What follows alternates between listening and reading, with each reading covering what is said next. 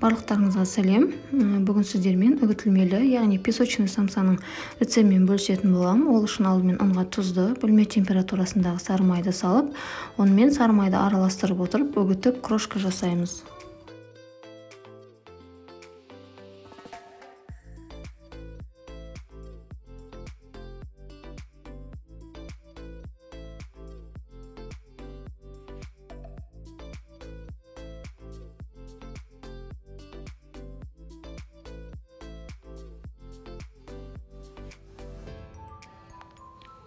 Енді бөлек ыдысқа ас содасын сірке сумен сөндіріп аламыз.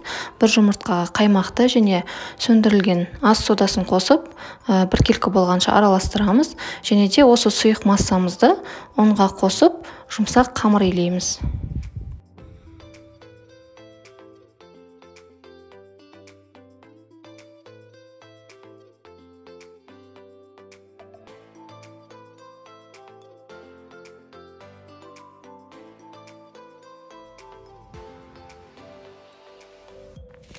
Елеген қамырымызды 20 минут жарты сағатқа тоңазытқышқа салып қоямыз. Бұл аралықта салмасын дайындаймыз. Тартылған етке майдалап туралған пиязды және дәміне қарай тұз, қара бұрыш қосып араластырамыз.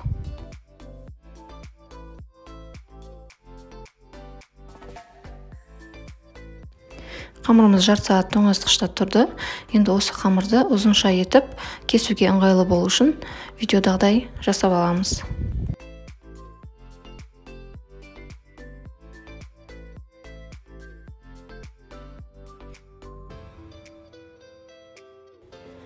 Қамырды майда кішкентай дөңгелектерге бөліп кесіп аламыз.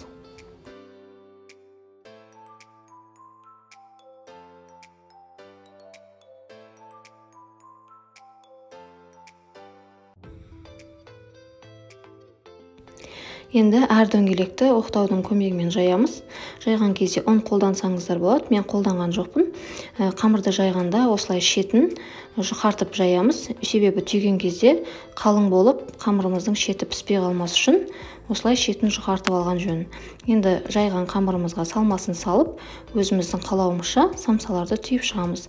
Мен дөңгелек етіп түйдім.